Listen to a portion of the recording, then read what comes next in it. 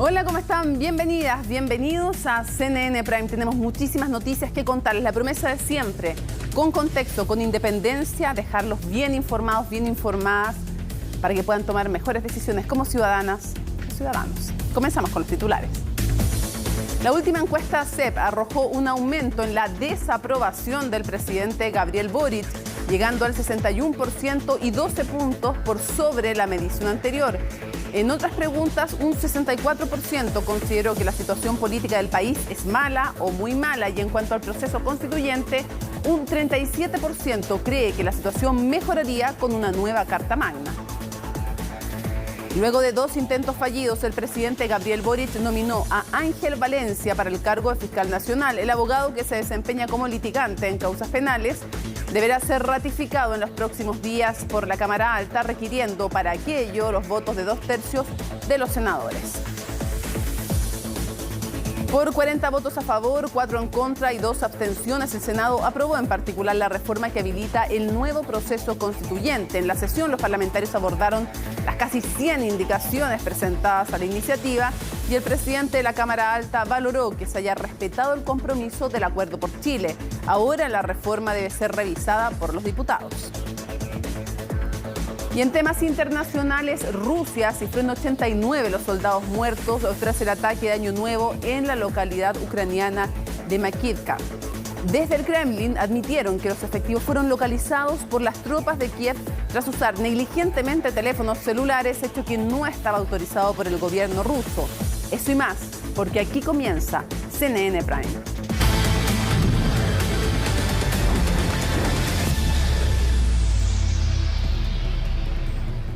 Sin cambios en el fondo del acuerdo, el Senado despachó a la Cámara de Diputados la reforma que habilita el nuevo proceso constituyente. En la sesión hubo molestia de senadores oficialistas y de oposición, luego de que no se rechazaron una serie de indicaciones al proyecto. El informe es de Paul Follert. De un senador que cuando le conviene viene a Chile Vamos, nos abraza y después nos clava un cuchillo atrás. Una arremetida directa, donde no hubo espacio para réplica, protagonizó el senador UDI Iván Moreira en medio de la tramitación de la reforma para habilitar un nuevo proceso constituyente. Las palabras del gremialista apuntaban al republicano Rojo Edwards, a quien acusaba de intentar dilatar la sesión. Yo pedí con usted presente que se tomara el tiempo. Esperé 10 minutos y no llegaron los senadores. Lo que corresponde es que esta sesión se declare fracasada. La verdad que yo siento que esta es una triquiñuela. Es ganar tiempo innecesariamente. Nefasto. Nefasto. Gracias por recordarme, senador. Nefasto. Así, con algo de tensión, se llevó adelante la votación en particular de la reforma, donde nuevamente hubo senadores que presentaron propuestas para intentar modificar el acuerdo firmado el pasado 12 de diciembre. Yo creo que los tiempos que hoy día le estamos dando a la reflexión de este proceso son absolutamente acotados, y tenemos que darle la posibilidad de extender estos plazos. Que un plebiscito de salida, si fuese rechazado, deberíamos también tener la responsabilidad que durante un plazo de 10 años nadie tenga que volver a generar un proceso de escribir una nueva reforma. Otros, en cambio, insistían en indicaciones referidas a aumentar los integrantes del Consejo o a cambiar las atribuciones de los expertos. No es suficiente 50, sino, como lo tenía la antigua propuesta, 155. Proponemos que el comité de expertos tenga un rol exclusivamente consultivo, modificación en la elección a través de la creación de un registro de expertos. Sin embargo, en todas las oportunidades la respuesta fue la misma. Se rechazan las indicaciones. Se rechazan las indicaciones. En consecuencia, se rechazan las indicaciones. Es que esto se hizo entre 4 paredes. Esas 4 paredes no tuvo ninguna posibilidad de ser permeada para que se reflexionara en relación a las modificaciones, las indicaciones, al perfeccionamiento de un proceso que debería haber sido democrático. En política, como en la vida, la palabra empeñada es sagrada. Por tanto, yo espero que todos los que suscribieron este acuerdo lo cumplan. La señal de responsabilidad que se ha dado en el Senado es clara. Con el proyecto aprobado en particular en el Senado, ahora la reforma se prepara para pasar su último filtro, la Cámara de Diputados, donde comenzará su camino en la Comisión de Constitución, lugar donde ya se anticipan indicaciones. Nosotros no vamos a limitar la presentación de indicaciones, esperamos de todas maneras que las fuerzas políticas que adhirieron al acuerdo respeten el marco del acuerdo constitucional, que las indicaciones que se presenten sean para fortalecer, para mejorar, para clarificar aquellos aspectos que sean mejorables del proyecto. Indicaciones que se podrán ingresar hasta el mediodía de este viernes para que así el próximo martes sea votado en particular en la comisión, porque el tiempo para la tramitación apremia y los plazos cada vez están más cerca. Bueno, 3 personas resultaron heridas producto de un incendio en San Joaquín. Cerca de las 13 horas se originó un siniestro en una fábrica de plástico ubicada en la intersección de las calles Santa Rosa con Mata Vial. Tras recibir la alerta, bomberos acudieron al lugar y lograron controlar el fuego, evitando su propagación a sectores cercanos. Sin embargo, 2 voluntarios de la institución y un civil quedaron lastimados, todos fuera, eso sí, afortunadamente de gravedad. Ante la dimensión de la nube de humo provocada por el incendio, las autoridades llamaron a quienes viven alrededor a evitar actividades que los expongan a inhalar el aire contaminado.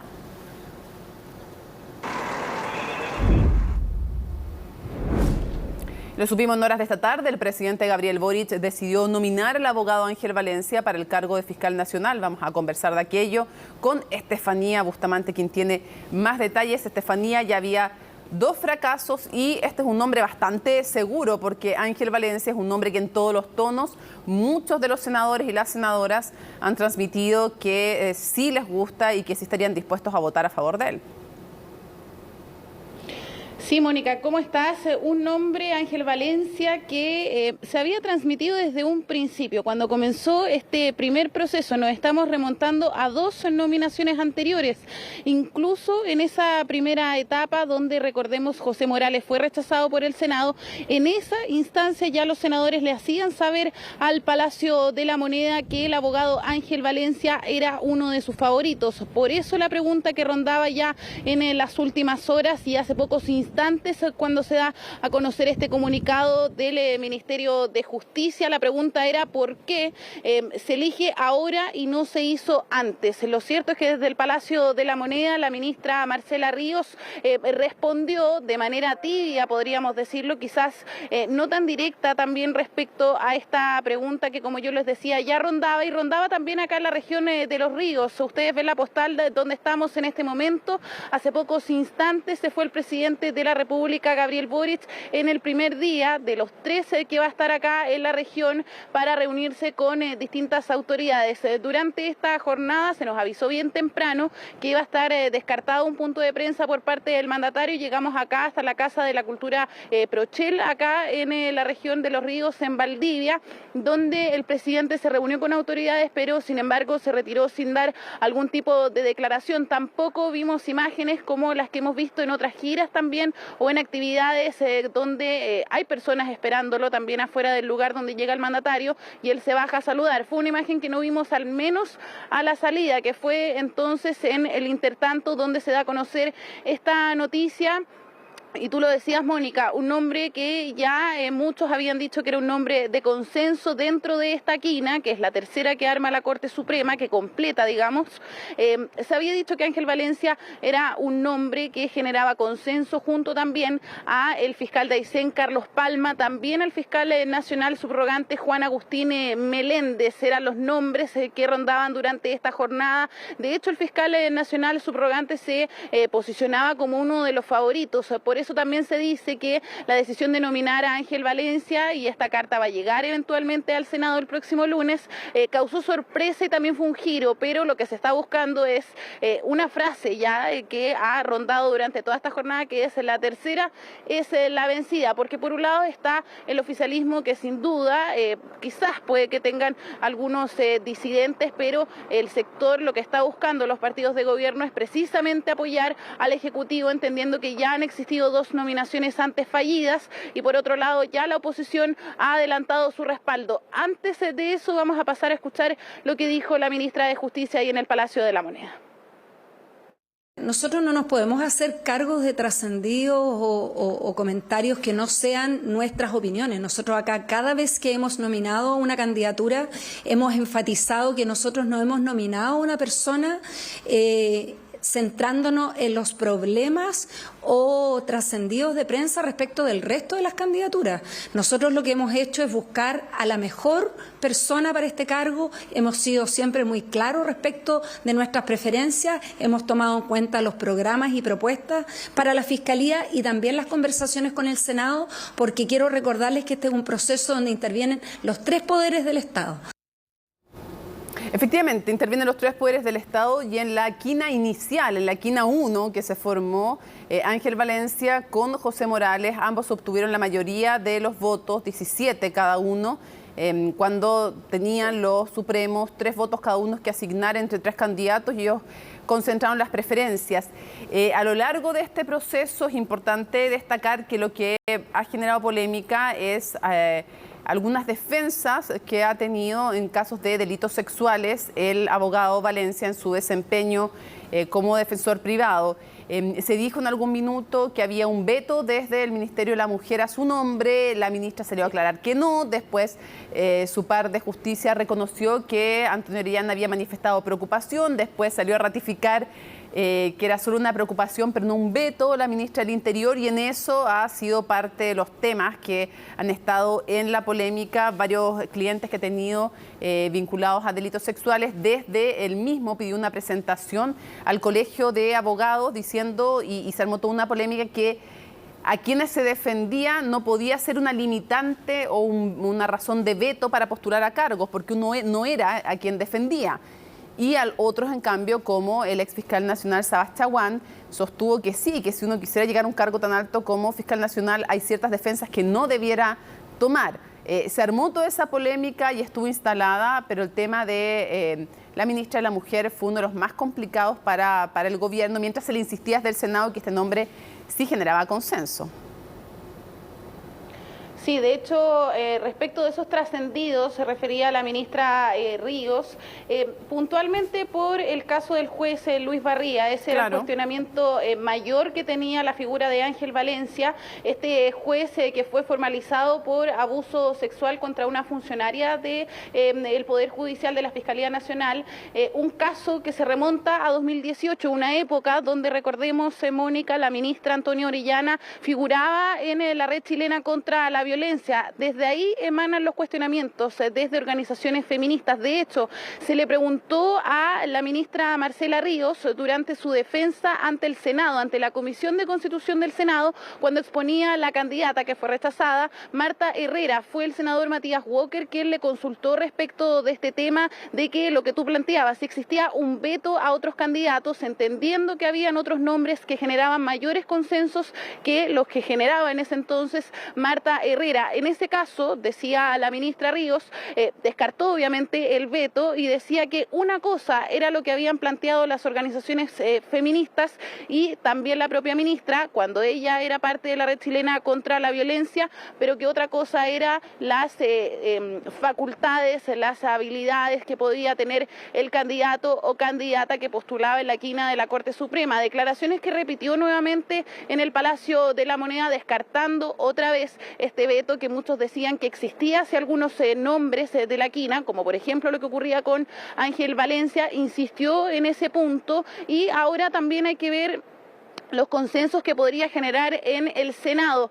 A las 11 de la mañana en la Comisión de Constitución, Ángel Valencia va a tener que exponer ante esta comisión, al igual como ha ocurrido en los procesos anteriores, y a las 4 de la tarde está fijada la votación en el Senado. Son 33 votos los que necesita y haciendo un poco de memoria lo que ha sido los procesos anteriores, 26 votos obtuvo Marta Herrera y 31 obtuvo José Morales. Se ha estado cerca, por lo menos en el primer caso, y ahora todo indicaría que, como ya varios han dicho, la tercera sería la vencida, entendiendo entonces que ahora la tarea del comité del presidente Gabriel Boric, también entonces ahí dentro de este comité está la ministra Ríos, quien le toca finalmente defender a la nominación del presidente Gabriel Boric, cómo ordena las filas oficialistas para poder aprobar la nominación de Ángel Valencia, y también lo que ya hemos visto es parte de lo que ha pasado en la oposición, que ya desde esta jornada ha dicho que le daría los votos. Sí, ahora, para dar más antecedentes, tiene una larga trayectoria Ángel Valencia como abogado, es efectivo. Otra de las polémicas fue cuando aquí en CNN Prime, Marta Herrera, que fue la segunda candidata del gobierno para fiscal nacional, también rechazada por el Senado, porque como tú decías, solo tuvo 26 de los 32 votos que necesitaba. En el caso de ella el quórum era un poquito más bajo porque habían permisos constitucionales tramitados. En ese caso ella acusó que ella sabía, que tenía entendido que había habido una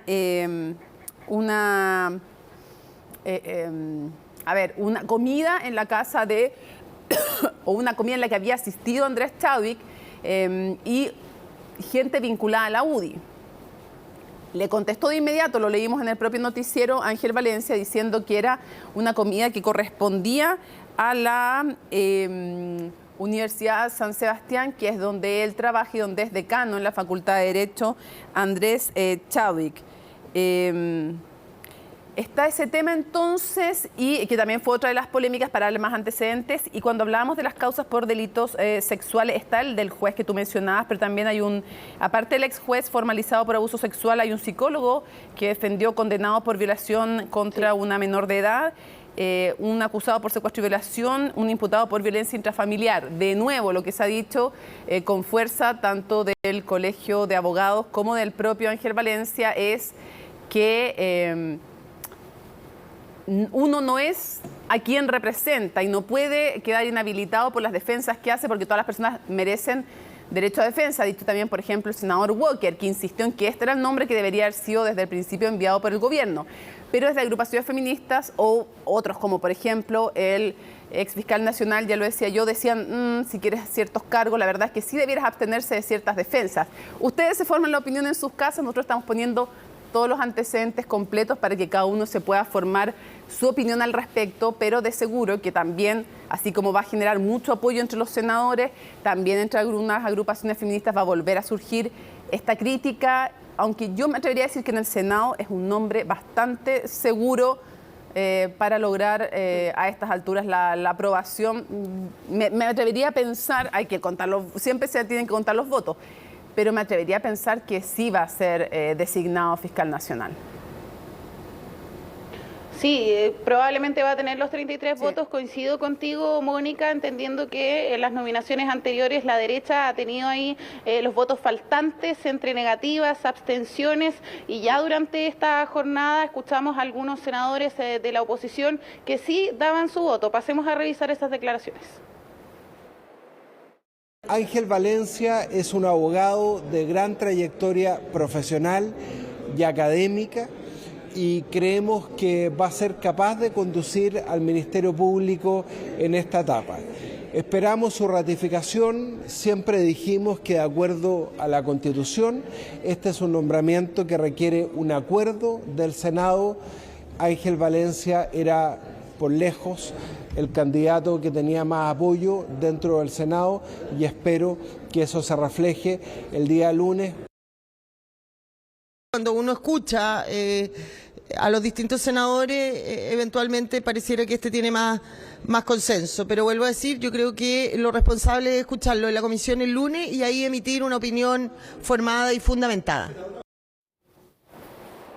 Ahí escuchábamos a la senadora de la UDI, Mónica, un sector que ya la vez anterior, antes de escuchar a Marta Herrera en la exposición ante la Comisión de Constitución en el Senado, dijo, esta vez fue el senador Iván Moreira, dijo que no iban a respaldar como bancada la candidatura, la nominación de Marta Herrera. Esta vez lo que hemos visto ya en las últimas jornadas es que este sector estaba buscando ser más cauto. ¿Por qué también es importante hacer este punto? Porque no solamente el tiempo apremia y ya va van dos nominaciones fallidas, ahora vamos con una tercera nominación que podría tener los votos, sino que también por el contexto político que existe alrededor de esta nominación, donde, por ejemplo, tenemos a la ministra Marcela Ríos, que está liderando este proceso, podríamos decir que también es la cara visible ante el Senado, que defiende la candidatura del presidente Gabriel Boric, pero en paralelo ella fue acusada, se va a presentar una acusación constitucional en su contra por los indultos que firmó y que solicitó el presidente Gabriel Boric. Ahí hay otro contexto, y dentro de este mismo tema también, por otro lado, teníamos, por ejemplo, el acuerdo de seguridad, donde la derecha se había bajado.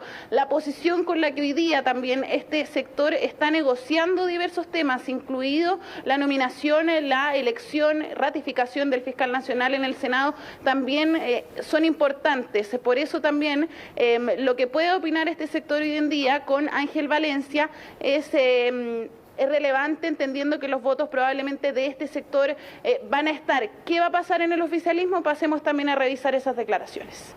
Lo que ocurre es que en el libre ejercicio de la profesión, te reitero, eso es parte del pretérito de su función, y entonces no podría ninguna persona presentarse de candidato si es que en su pasado tuvo que defender a una persona que era acusado de actos deleznables, pero eso ocurrió hace un tiempo. Él hoy día está presentándose como candidato a la Fiscalía a partir de sus condiciones, sus capacidades, del conocimiento y del plan que nos permite, por lo tanto, evaluar en su mérito, reitero. Sin duda tampoco va a estar exento de dificultades. Es lo que uno puede prever de las conversaciones que han ocurrido durante todo este día. Han habido una montaña rusa de vaivenes.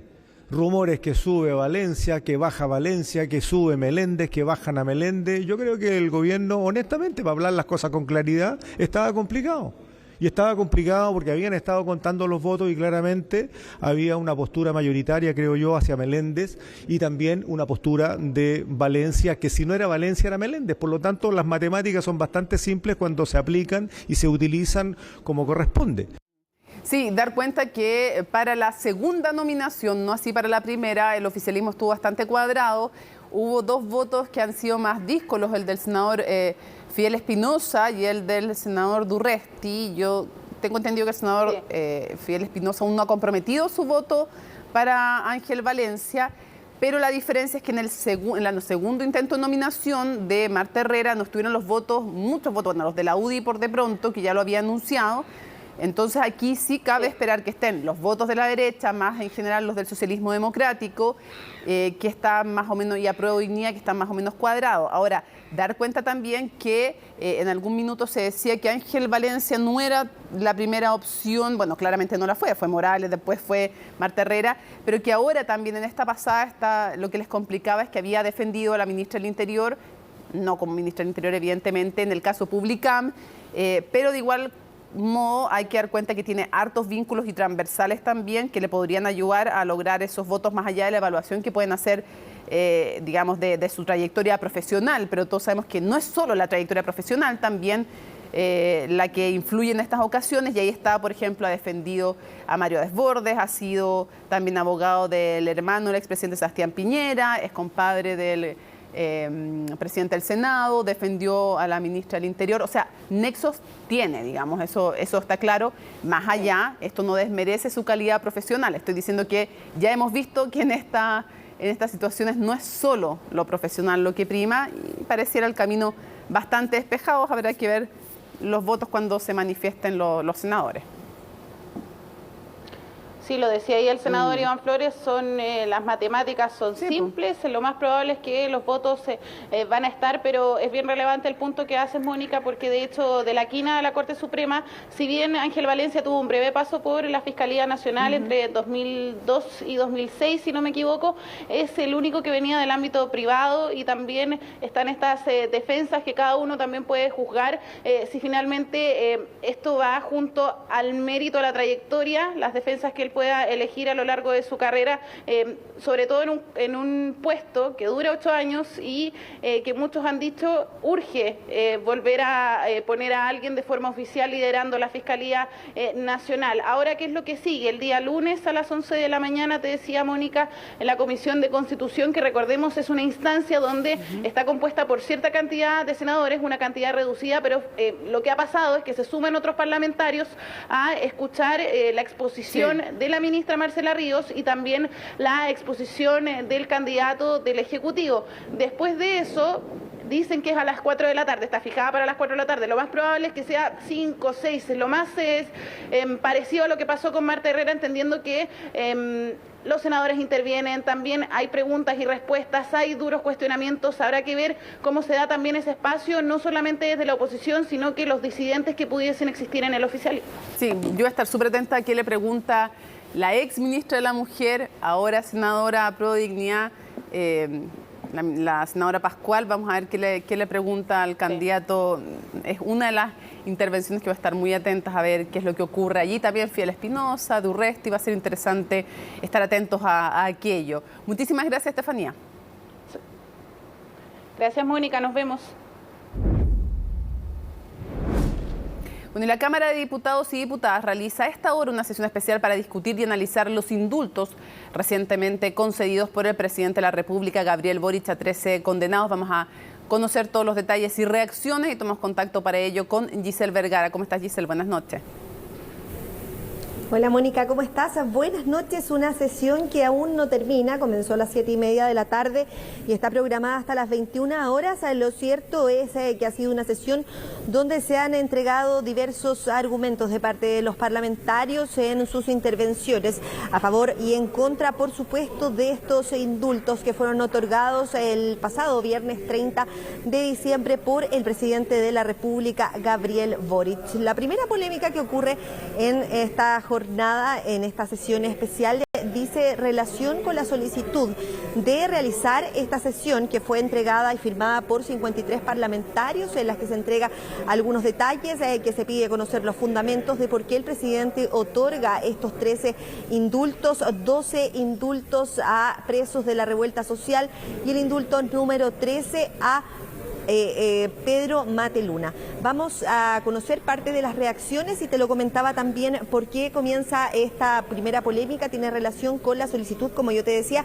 una solicitud que señalaba en la última línea que se le hace a la mesa, encabezada por su presidente Vlado Mirosevic, de invitar a la ministra de Justicia, Marcela Ríos, y también al presidente de la República, Gabriel Boric. Cuando llega la citación durante la tarde de ayer, que nosotros la conocimos durante la tarde de ayer, no aparece ninguna parte de la citación que estuviera invitada la ministra y tampoco el presidente de la República. Ya en sala, una vez comenzada esta sesión, fue el diputado Coloma quien dice que la ministra no se presentó a esta sesión, que debería haber estado acá porque ellos habían solicitado que ella fuera parte de la sesión para poder explicar también los argumentos de estos indultos. Fue el presidente de la sala, Vlado Mirosevic, quien explica las razones. Pasemos de inmediato a revisar esas declaraciones y lo que ocurre en la sala en su intervención cuando solicita las explicaciones de por qué la ministra no se encuentra en sala. Nunca una ministra de Estado no se había atrevido a dar la cara. La ministra Marcela Ríos no se atrevió a dar la cara por el indulto de la vergüenza, por el indulto que deja en libertad a violentistas y a terroristas. La ministra Marcela Ríos se atrevió a firmar un documento para dejar en libertad a delincuentes y no se atreve a dar la cara ante el Congreso Nacional. El indulto que firmó la ministra será recordado como el indulto de la vergüenza. El indulto de la vergüenza, señalaba el diputado Coloma, y también hacía referencia a que nunca una ministra no había estado presente en la sala cuando se cita a que pueda estar presente para poder conversar sobre este tema, plantear las inquietudes de parte de los parlamentarios. Es parte de lo que ellos solicitaron, estos 53 parlamentarios, pero lo cierto que, como yo te comentaba en la citación a esta sesión especial, no aparecía en ninguna parte que la ministra estuviera invitada a participar de ella. Nosotros lo comentábamos durante la jornada de ayer acá en el Congreso, que claro, no aparecía ninguna autoridad como ministro que hubiera sido invitado a poder participar de esta sesión, y esta es la primera polémica que ocurre en medio de la sesión especial que se está llevando a cabo en este momento. Otro de los puntos que también podemos destacar de lo que ha ocurrido hasta este momento dice relación también con el diputado Coloma, cuando señala algunos gestos que según la UDI serían hacia el Frente Patriótico Manuel Rodríguez, esto con respecto al indulto otorgado a Mateluna. Pasemos también a revisar sus declaraciones. Hay que recordar que esta no es la primera vez que el presidente Boric hace un gesto con terroristas del Frente Manuel Rodríguez. El presidente Boric fue a visitar a uno de los asesinos de Jaime Guzmán, Palma Salamanca, en la clandestinidad. El presidente Boric fue a hacerle un homenaje al comandante Ramiro, otro de los asesinos de Jaime Guzmán, a las afueras del Congreso Nacional. El presidente Boric, cuando era diputado, se puso una polera con la cara de Jaime Guzmán con una bala en su cráneo. Ese es el presidente Boric. El indulto gate me parece que es un resumen de todos los problemas del gobierno. Primer problema, presidente, es la incoherencia del gobierno. Este es un gobierno que es incapaz de tener un discurso coherente en distintos temas. Presidente, el segundo problema que denota el indulto gate es la falta de empatía con la realidad. Si a alguien le quedaba alguna duda, presidente, hoy día la encuesta CEP dejó claro que la principal preocupación de los chilenos es la seguridad y el orden público. ¿En qué planeta, después del año más violento de los últimos años, con un incremento inédito de homicidios, el presidente se le ocurre cerrar el año indultando delincuentes? Tercer problema que denota el indulto gate, presidente, la mala capacidad de gestión del gobierno. ¿Cómo va a ser posible que ni siquiera cuando tienen que comunicar los indultos sean capaces de hacer una lista bien hecha? Cuarto problema, presidente, que denota el indulto gate. Tenemos un gobierno que funciona al límite de la Constitución y de la ley. Nos parece que ya es evidente que el indulto del señor Mateluna es porque el presidente se cree en capacidad de tener una mejor valoración de la prueba que la que tiene la Corte Suprema. Y el diputado Chalper hacía referencia a varios puntos, uno de ellos lo que han señalado desde su conglomerado político desde conocerse esta información que dice relación con otorgar estos indultos justo en un proceso cuando se estaba trabajando con los partidos, con el gobierno, por supuesto, en una mesa de seguridad para un acuerdo de seguridad. Recordemos que desde Chile Vamos, al conocer esta determinación, se bajaron de esta mesa y decían que era un tema preocupante, que habían cosas mucho más importantes de qué preocuparse, y con esto también se quiebran las relaciones del gobierno con estos partidos políticos tras conocerse esta determinación. Es parte de lo que ha acontecido en esta polémica que ha otorgado finalmente esta posibilidad desde Chile Vamos también de presentar una acusación constitucional en contra de la ministra Ríos, que va a estar presentada, como ya nos señalaban, a más tardar este viernes, y que también ha sido discutido durante esta jornada. Pasemos a revisar también declaraciones del diputado Diego Ibáñez, que se refirió durante sus argumentos a los indultos que otorgó el presidente Sebastián Piñera durante su mandato. Pasemos a revisar. Vamos a aprovechar este tiempo para revisar la hipocresía, porque la verdad lo que no les gusta es que otros indulten, es que otros ejerzan el Estado de Derecho. Porque se lo recordamos, el presidente Piñera, su gobierno, hace solo meses indultaba a parricidas, a homicidas, a traficantes. ¿Saben quién es René Cardemil? Acribilló a 6 personas en el túnel Lo Prado durante la dictadura. Diputado Coloma, ¿sabe quién es Demóstenes Cárdenas? Llevaba detenidos al recinto de detención clandestina Venda Sexy, famoso, me imagino que usted sabrá, por violaciones. ¿Y sabe qué? Lo indultaron ustedes, su gobierno. Podemos entonces decir que por estos indultos, ustedes, como bancada del gobierno de Sebastián Piñera, su presidente fue el presidente del genocidio.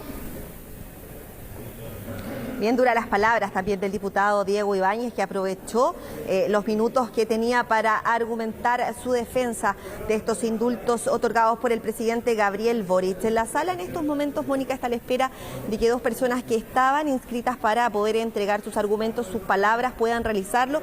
Estaban en una reunión de comité y están a la espera de que ellos dos puedan intervenir para así finalizar esta sesión especial que ha permitido a los parlamentarios conocer los fundamentos de este indulto y también, por supuesto, entregar sus argumentos y sus planteamientos frente a esta decisión del presidente de la República, Gabriel Boric, que ha dejado mucho que hablar durante estos días acá en el Congreso Nacional.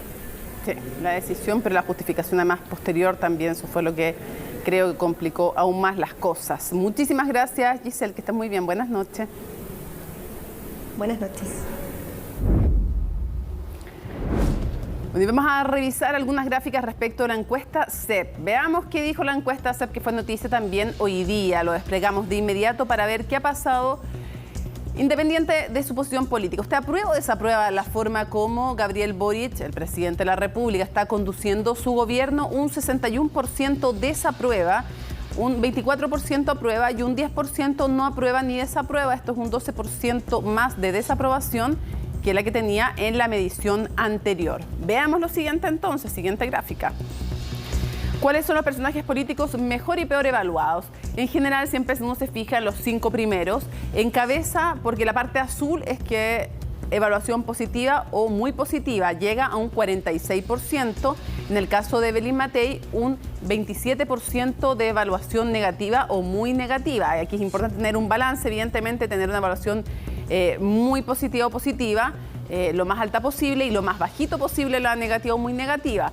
Le sigue muy de cerca Germán Codina, solo un punto de distancia en evaluación positiva o muy positiva, o sea, en el margen del error, y tiene 4 puntos menos Germán Codina de evaluación negativa. Ellos han contestado, y cuando les preguntaron por aquella evaluación positiva, estar en lo más arriba de la tabla, dijeron que, bueno, dos cosas. Uno, que las evaluaciones iban cambiando con el tiempo, pero que probablemente el rol de alcalde, verlos preocupados de sus problemas cotidianos de las personas, hacía que tuvieran una buena evaluación.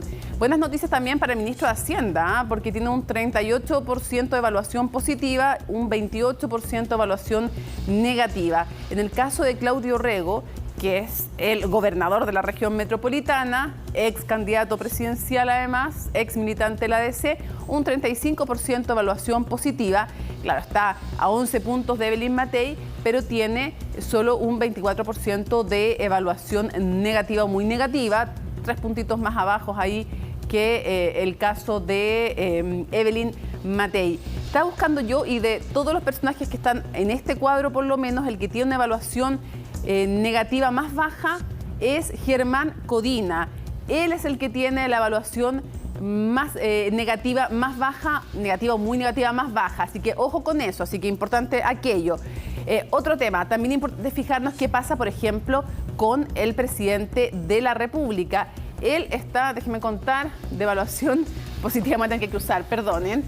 1, 2, 3, 4, 5, 6, 7, 8, 9, 10... 11, 12. En el lugar número 12, bueno, empatado ahí con Vlado Mirosevic y con Jimena Rincón, está el presidente de la República respecto a la evaluación positiva o muy positiva. De la negativa, claro, ahí van variando, ustedes tienen que mirar también los números porque tiene un 49% de evaluación negativa o muy negativa. Ahora, en lo más abajo de la tabla, ¿cuáles son los 3 más abajo de la tabla respecto de evaluación positiva primero? Después vamos a hablar de la negativa. Respecto a la evaluación positiva o muy positiva, los que tienen niveles más bajos son Natalia Piergentili, que es la presidenta del PPD, Giorgio Jackson, el ministro de Desarrollo Social, Javier Macaya, el presidente de la UDI, Guillermo Tellier, el más bajo en evaluación positiva, solo un 11%, que ha sido una constante en general, fíjense, con Guillermo Tellier. En el caso de Javier Macaya, en encuestas pasadas, bueno, en general cuando se convierte en presidente de la UDI lo empiezan a medir, y evidentemente uno podría pensar que el hecho de haber puesto capital político para este acuerdo, cuando algunos de su sector no querían un acuerdo, un nuevo acuerdo, o gente de derecha no quería un acuerdo, tal vez le podría haber perjudicado, y ya sabemos todas las polémicas en las que se ha visto envuelto el ministro de Desarrollo Social. En general no les va muy bien a los presidentes de partidos políticos. Fíjense el caso de Francisco Chaguán, Javier Macaya, Natalia Piergentili, tienen altos niveles de evaluación negativa y no muy altos de evaluación positiva. ¿Quiénes tienen la evaluación negativa más alta? Empatan en 57% Giorgio Jackson, el ministro, con Guillermo Tellier, presidente del Partido Comunista. Fíjense que en general los presidentes de partidos no les va muy bien. Ahora, el líder de Republicanos, José Antonio Kast, subió 5 puntos en evaluación positiva, está en un 28%, lejos todavía, un 16% lejos de quien encabeza la lista, Evelyn Matei, pero con una evaluación negativa harto más alta, un personaje público que genera más resistencia, por ejemplo, 20 puntos más que Evelyn Matei, por compararlo. Y también está con alta evaluación negativa Camila Vallejo, que sin embargo tiene 6 puntos menos de evaluación negativa, por ejemplo, que Guillermo Tellier, perteneciendo al mismo partido político, y sí tiene 17 puntos más de evaluación positiva. El expresidente de la República, Sebastián Piñera, tiene un 28% de evaluación positiva o muy positiva, lo mismo que Camila Vallejo, y un 42% de evaluación negativa. En la medianía de la tabla, el presidente del Senado, y evidentemente vamos a seguir analizando todo aquello. Yo les decía, fíjense, Paulina Boano, expresidente del PS, tampoco viene evaluada, no les va bien a los presidentes de partidos políticos que tienen una valoración bastante negativa, pero todos los detalles y las reacciones en la nota de Ángela Rayman. Una brusca alza de la desaprobación a la gestión del presidente Gabriel Boric reveló la última encuesta CEP. Un 61% de los encuestados, independiente de su posición política, rechazó la labor del mandatario, mientras que la confianza al gobierno también disminuyó considerablemente de un 22 a un 16% en comparación al último estudio realizado, cifra que podría ser aún más perjudicial luego del indulto presidencial aplicado a 13 condenados. El consejo mío es que se acerquen más a la oposición, que sean menos soberbios. Sigue a la baja la aprobación del gobierno y es el resultado de las políticas. Y eso que, ojo, esta medición de CEP se hizo antes de los indultos. No tenemos la responsabilidad de lo que pasó antes, pero sí tenemos la responsabilidad de darle solución a la gente hoy día. En la medida que las medidas económicas del gobierno y también que las grandes reformas vayan avanzando, yo creo que esa percepción va a cambiar. La evaluación al presidente de la República como figura política tampoco fue beneficiosa. Un 49% de los encuestados lo evaluaron de forma negativa o muy negativa, cifras que podrían estar relacionadas con la situación económica nacional y con la preocupación por la delincuencia. En general las razones son multicausales, pero vemos un elemento importante siempre ha sido el efecto económico y la situación económica. También vemos asociado a eso, por ejemplo, el aumento de la preocupación por la delincuencia. Viene a consolidar lo que todos los estudios de opinión señalan, es decir, ha sido el gobierno en su primer año que aparece con más altos niveles de desaprobación. Justamente es la delincuencia, los asaltos y los robos el primer factor de preocupación para la ciudadanía, ítem que subió 10 puntos en comparación a los meses de abril y mayo. Luego de esta opción, la salud, pensiones, educación y narcotráfico son las principales inquietudes a nivel nacional. Uno, como ciudadano, no siente que tenga la capacidad de poder hacerse cargo y necesita que el Estado lo tome y se haga cargo por uno de proveerlo de ese nivel de seguridad. Entonces es natural que la inseguridad esté en los primeros lugares. Hoy día estamos viendo algunos delitos que no se cometían antes en Chile, por ejemplo los secuestros o por supuesto el crimen organizado, ¿cierto? Y eso evidentemente genera más temor y por lo tanto eso naturalmente influye en que haya una percepción mayor de inseguridad y que hoy día sea lejos la mayor prioridad de todas las personas. En la valoración de la confianza en las distintas instituciones, luego de las universidades, está la Policía de Investigaciones, Carabineros y las Fuerzas Armadas, con un 53, 46 y 44% respectivamente. Instituciones que han subido considerablemente su posición en comparación a encuestas pasadas, sobre todo desde diciembre de 2019, mientras que la Fiscalía y el Ministerio Público están muy mal evaluados. En un contexto general en que hay un repunte de la confianza en la mayoría de las instituciones post el estallido, que hubo una fuerte caída, eso se estabilizó con respecto a la medición anterior de abril-mayo y esta, pero hay estas instituciones asociadas a seguridad y orden, digamos, son las que experimentan un repunte. Otra de las cifras que llamó la atención fue respecto a la democracia. La opción en que señala que la democracia es preferible a cualquier otra forma de gobierno bajó 12 puntos, llegando a un 49% de las preferencias. Mientras que la frase en algunas circunstancias, un gobierno autoritario puede ser preferible a uno democrático, subió 6 puntos, alcanzando un 19%. Se asocia a la experiencia cotidiana con la cual los ciudadanos interactúan cotidianamente, más que con la democracia en sí mismo. Por eso es que también esta experiencia lleva a evaluar más a los ciudadanos, a instituciones de la democracia como son el Congreso y el Parlamento. Muchas veces no hay conciencia de qué significa. Uno podría entender, claro, una autoridad más dura, más firme, pero no se está hablando necesariamente de qué libertades o derechos se están perdiendo. Cuando hay narcotráfico, crimen organizado en sus poblaciones, lo que pasa finalmente es que hay que encerrarse en las casas, encerrarse temprano, lo cual es un toque de queda y por lo tanto finalmente igual es una limitación a nuestras libertades. Entonces en ese caso, por supuesto que muchas familias dicen, bueno, mejor tengamos un gobierno autoritario, pero que pueda erradicar este crimen organizado, por lo tanto estar más seguro. Cabe destacar que dentro de los personajes políticos mejores evaluados está en primer lugar la alcaldesa de Providencia, Evelyn Matei, seguida por su par de Puente Alto, Germán Codina, y en tercer lugar, con un 38% de aprobación, está el ministro de Hacienda, Mario Marcel. Una brecha de hasta 171 puntos entre colegios municipales y privados dejó el debut de la prueba de acceso a la educación superior PAES. Una realidad que, dicen los expertos, refleja las desigualdades del sistema educacional chileno, que se mantendrían si no se realiza una reforma a gran escala. Los detalles en el informe de Valentina Nieto. ¿Cómo te fue en la PAES? Mucho mejor que el año pasado, porque ya le he rendido 2 veces. Promedio. Como normal, me da para postular a lo que quiero. ¿Qué quieres estudiar? Diseño gráfico. Enfermería. Yo estaba pensando en estudiar periodismo, entonces... ¡Hola! Varios ya tienen su opción clara. Así, los 245.000 estudiantes que rindieron la prueba de acceso a la educación superior tendrán que decidir qué quieren estudiar. Una evaluación inédita porque se trata de la primera PAES que se realiza a nivel nacional.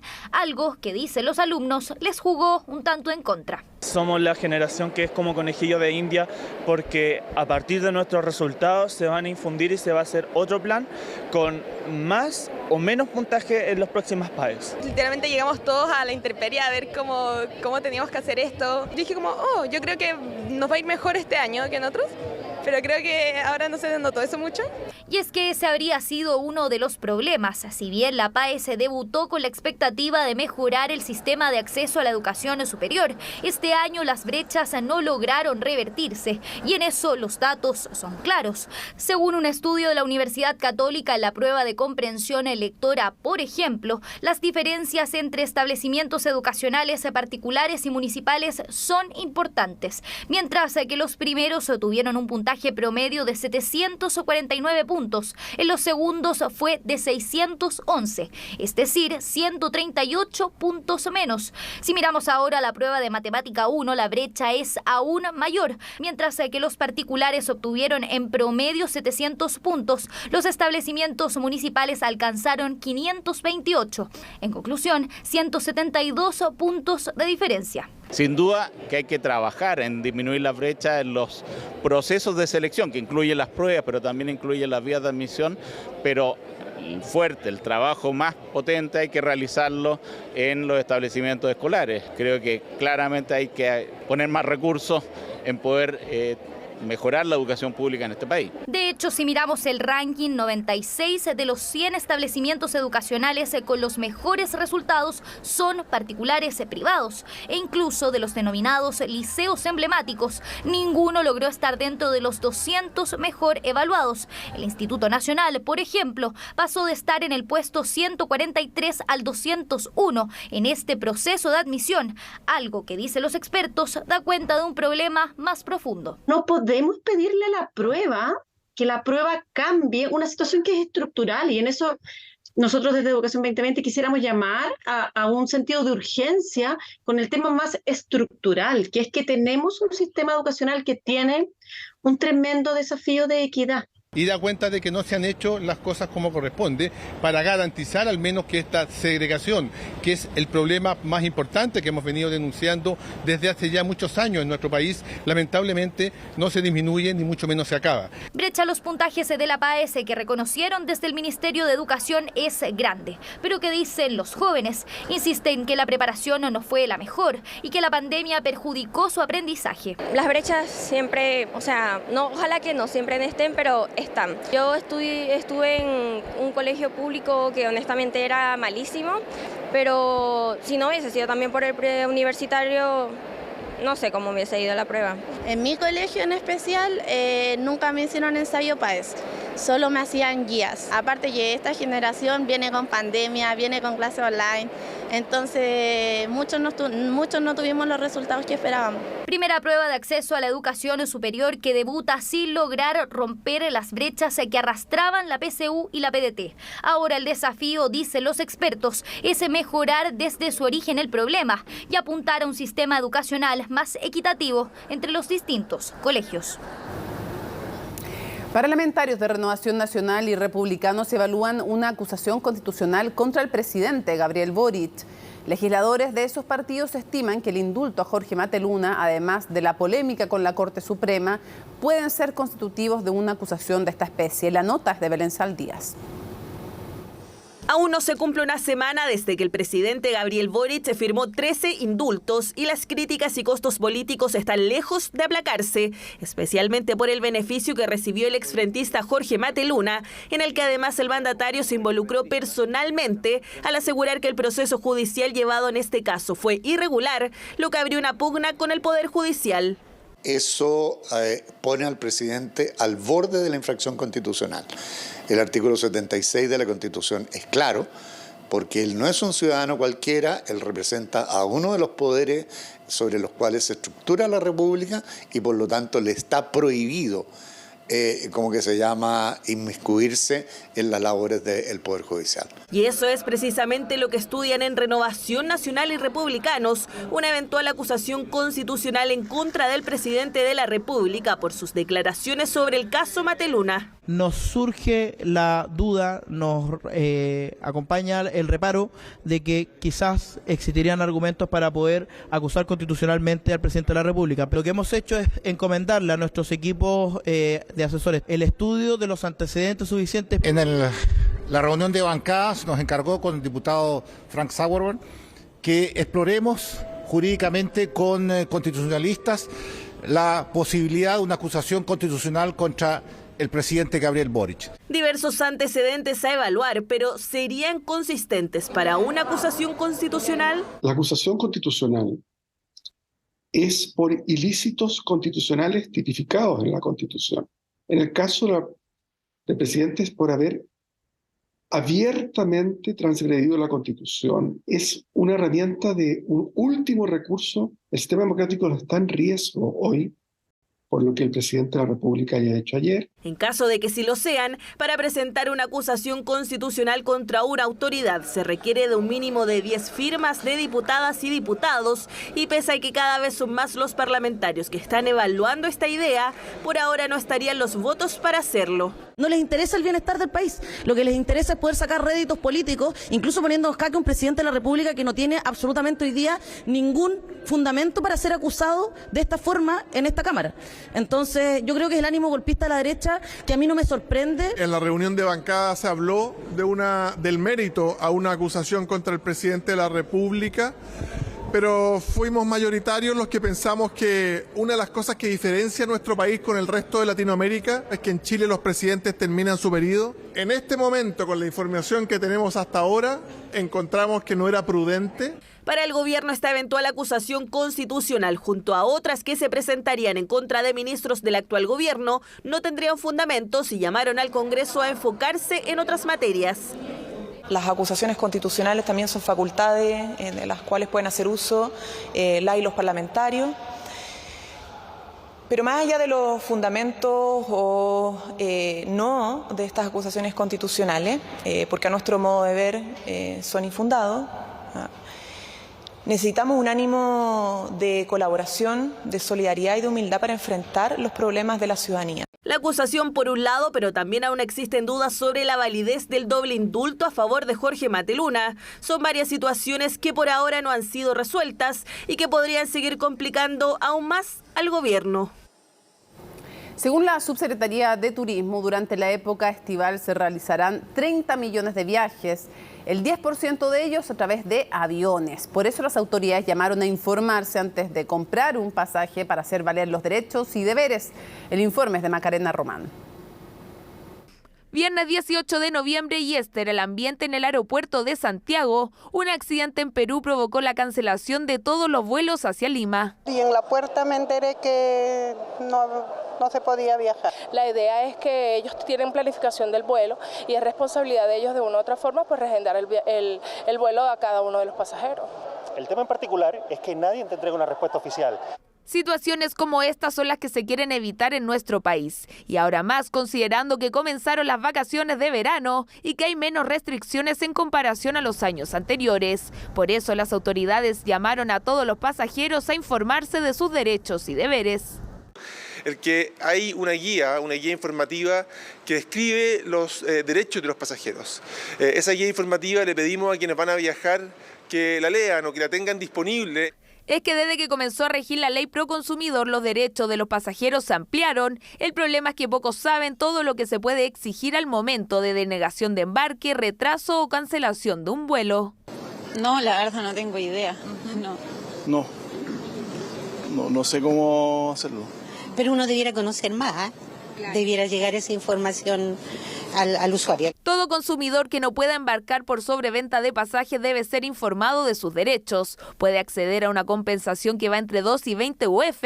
Además, si el consumidor decide viajar en el siguiente vuelo, la aerolínea deberá entregarle comida cuando la espera supere las 2 horas. Tenemos más de 500 espacios de atención donde estamos informando estos derechos y deberes del pasajero a través de un QR, donde las personas pueden ver cuáles son sus derechos y también reclamar sus deberes. Pero no solo eso, en vuelos nacionales también existe el derecho de retractarse o ceder los pasajes a un tercero. Pueden reclamar primeramente en la misma aerolínea y en el caso de los vuelos nacionales en el cernac.cl a efectos de que se oficien a las compañías aéreas y en caso de encontrar disconformidad, posteriormente pueden también demandar en los juzgados de policía local. Eso sí, esa medida no rige en vuelos internacionales. Si el pasajero busca retractarse o ceder su ticket, se debe conversar directamente con la aerolínea o prevenir inconvenientes con un seguro.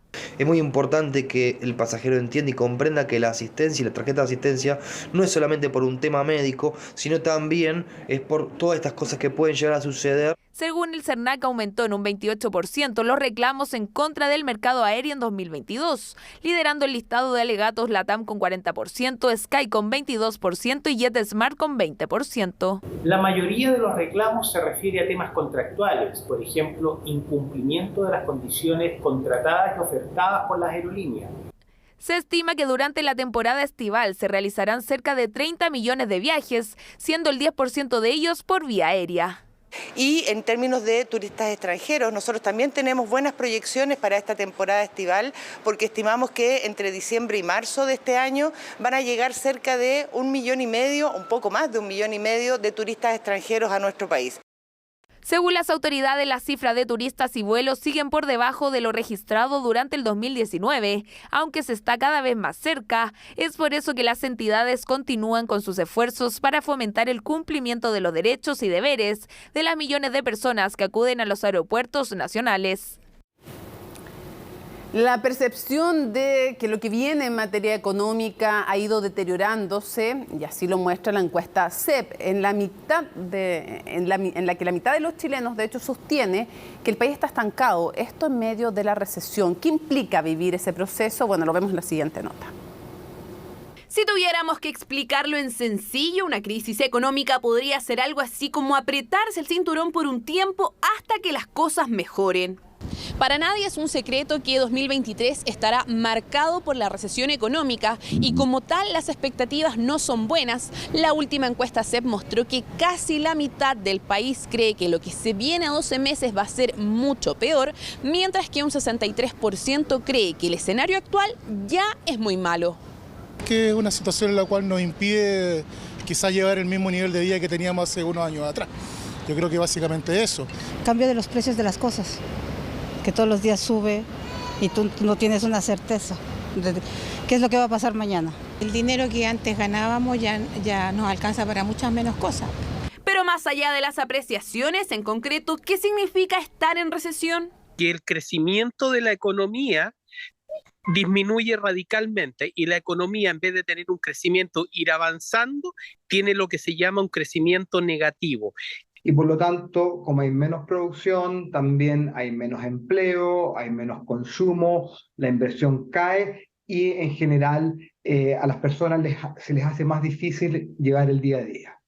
Caída en la productividad, pérdida de empleos, menor inversión y una inflación que se mantendrá alta durante varios meses serán los efectos más latentes de este proceso de reajuste que, por más necesario que sea, inevitablemente genera estragos en el bolsillo de las personas.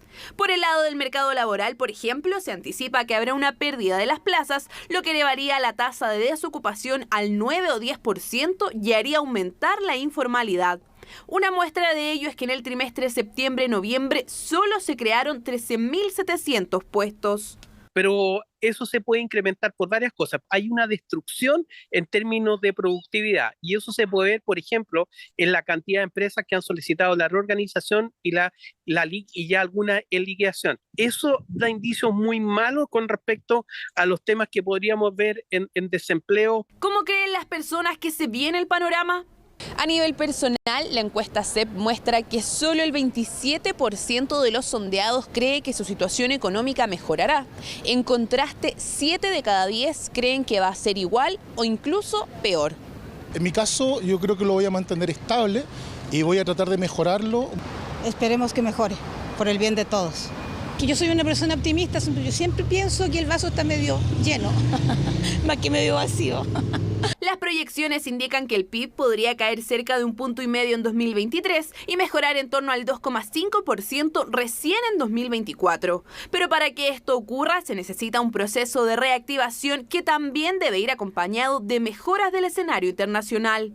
La desaceleración de la inflación va a permitir que el Banco Central al final del día sea un poco menos agresivo y pueda empezar ya probablemente a finales del segundo trimestre de este año a un ciclo de rebaja de tasa o a lo mejor el tercer trimestre, y eso obviamente va a empezar a aliviar la presión, va a empezar nuevamente a fomentar el consumo, va a empezar a fomentar también la inversión. La recesión no es solo numérica, sino que además genera distintas percepciones en la gente. De hecho, la misma encuesta CEP mostró que un 55% de las personas cree que Chile actualmente está estancado. El Ministerio de Salud anunció la puesta en marcha de una nueva línea telefónica de prevención del suicidio, una línea entonces de emergencia. Esta estrategia también considera un apoyo presencial para las personas que lo soliciten como derivación. Catherine Better nos cuenta más. La línea de prevención del suicidio de Hospital Digital. Manténgase en línea, por favor. Hola, buenas tardes. Usted se ha contactado con la línea de prevención del suicidio. Habla con José Picheira, psicólogo. Asterisco 4141. No estás solo, no estás sola. Ese es el mensaje que acompaña a este servicio de atención telefónica gratuita. Es una línea exclusiva de prevención del suicidio, confidencial, disponible en todo el territorio las 24 horas del día, los 7 días de la semana. Existen diversas razones por las que una persona puede querer quitarse la vida. Lo importante es saber que siempre hay otra alternativa. Las enfermedades que causan el deseo de morir pueden ser tratadas, ya sean psicólogos, psiquiatras o ambos.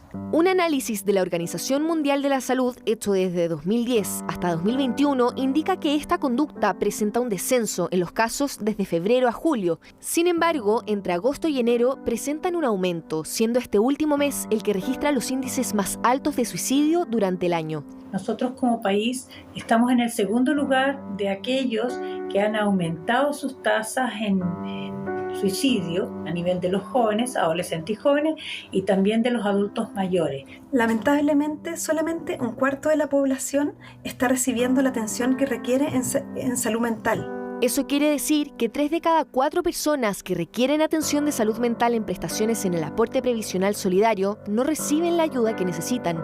Esto es especialmente crítico en el caso de las personas que pueden estar pensando en atentar contra su propia vida. Uno de los objetivos de esta herramienta presentada por el Ministerio de Salud es ir en ayuda de quienes lo necesiten. La atención consiste en realidad en una primera atención psicológica que básicamente corresponde a una contención en crisis, tanto con ideación suicida como con intento suicida. Las estrategias que recomienda la Organización Mundial de la Salud no están basadas en hospitalizar a las personas, sino en algo más de base, más primario. Y un teléfono es una iniciativa de atención primaria de la salud extraordinaria, realmente. El número está vinculado al Hospital Digital y coordinado con todos los teléfonos de emergencia. Cuando existe una situación, se deriva al Servicio de Atención Primaria de Urgencia y Carabineros, quienes asisten al lugar para entregar ayuda inmediata. Nosotros sabemos el impacto que genera el suicidio, no solo la pérdida de vida, sino el impacto que tiene en el entorno, que después de que ocurre un suicidio se sienten que no tuvieron la capacidad de prevenirlo, que no fueron capaces de ayudarlo. Entonces, efectivamente, esta es una herramienta que ayuda en esa prevención. Un informe de mortalidad por suicidio publicado por el MinSal asegura que desde 2016 al 2019 los ingresos hospitalarios en establecimientos públicos y privados respecto a trastornos mentales y lesiones autoinfligidas aumentaron desde 29.941 hasta 36.604 por año, cifra que disminuyó en pandemia, pero que durante el último año volvió a incrementarse, por lo que esta nueva línea podría marcar una diferencia significativa al momento de enfrentar una situación de estas características.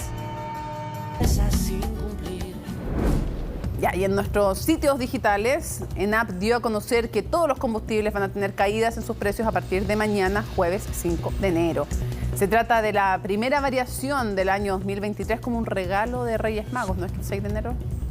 En algunos países celebran a los Reyes Magos. Y la sexta semana consecutiva en que las bencinas, diésel y gas licuado de uso vehicular bajan de precio. En concreto, las gasolinas de 93 y 97 octanos van a disminuir en 8,7 pesos por litro, al igual que el gas de uso vehicular, mientras que el diésel va a bajar 0,3% por litro. Ya, se acabó CNN Prime, pero viene CNN Tiempo y después no se lo pierdan porque como cada miércoles, Conexión Global Prime para hacer análisis internacional. Nos importa mirar más allá de las fronteras, más allá de la cordillera, pero lo que está pasando en el mundo. En este caso vamos a analizar la muerte de Benedicto XVI, la influencia, cómo se ha mermado la Iglesia Católica, las luces, las sombras de este Papa y en qué posición queda ahora el Papa Francisco también y el Vaticano. Vamos a tener estupendos invitados desde Roma. Va a estar con nosotros Matilde Burgos, tiene una tremenda experiencia en este tema. Juan Carlos Cruz, así que de lujo nuestros invitados de hoy para Conexión Global Prime. Miércoles 4 de enero. Así estuvo nuestro país y el mundo. Somos CNN Chile. Buenas noches.